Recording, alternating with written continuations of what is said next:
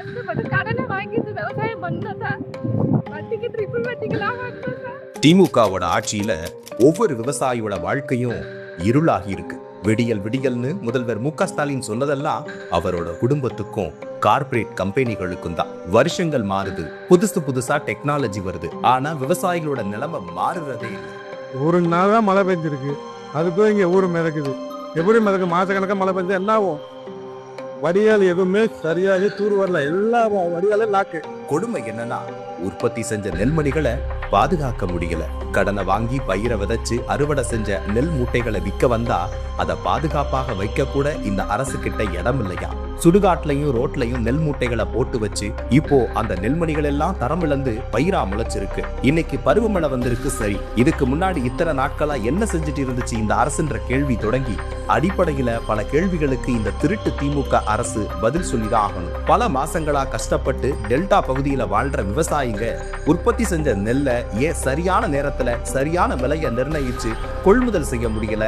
ஒவ்வொரு விவசாயிகளோட வாழ்வாதாரத்தை அழிச்சு அதை எப்படி இந்த அரசாங்கத்தால வேடிக்கை பார்த்து ரசிக்க முடியும்? ஒவ்வொரு வருஷமும் தான் பருவமழை வருது. இது புதுசு ஒண்ணும் இல்ல. விவசாயிகளும் பருவமழை காலத்துல திட்டமிட்டு தான் தங்களோட வாழ்க்கையை நகர்த்துறாங்க. அப்படி இருக்கப்ப விவசாயிகளோட பயிர்களை பாதுகாக்க இத்தனை நாளா இந்த அரசு எதுவுமே செய்யல, அப்படிதானே? அதே போல மழை அதிகமா பெய்யற காலத்துல விவசாய நிலத்துல தண்ணி நிக்காம வடிஞ்சு ஆத்துல இல்ல குளத்துல கலக்கிற மாதிரியா ஏதும் வழி செய்யப்பட்டிருக்கா? இல்ல வெள்ளம் நிறைஞ்சு பயிரெல்லாம் அழுக விட்டு அதை வேடிக்கை பார்த்துட்டு உட்கார்ந்து இருக்கீங்களா? எல்லாத்தையும் விட அறுவடை செஞ்ச நெல்லோட நிலை என்ன? அதை பாதுகாப்பா பத்திரப்படுத்த என்ன செய்யப்பட்டிருக்கு? அறுவடை செஞ்ச நெல்ல மழையில நனைஞ்சு வீணாக்கப்படுறதெல்லாம் எவ்வளவு பெரிய கொடுமை! ஒவ்வொரு வருஷமும் விவசாயிக வயிற்றுல அடிக்கிறது தான் இந்த அரசோட வேலையாவே இருக்கு. விவசாயிகளோட கண்ணீருக்கு எந்த பதிலையும் சொல்லாத இந்த திமுக அரசு ஏதோ ஒரு காரணத்தை சொல்லிட்டு விவசாயிகளோட அழுகைய மனசாட்சி இல்லாம வேடிக்கை பார்த்துட்டு இருக்கு. நெல்மணிகள் வீணாக்கப்பட்டதுக்கு இந்த திமுக அரசு என்ன காரணம் சொன்னாலும் இதுக்கு பின்னாடி வேற ஏதோ பெரிய பிளானோட விவசாயிகளோட வாழ்வாதாரத்தை இறக்கமே இல்லாம சதைச்சிட்டு இருக்குன்றதுதான் உண்மை.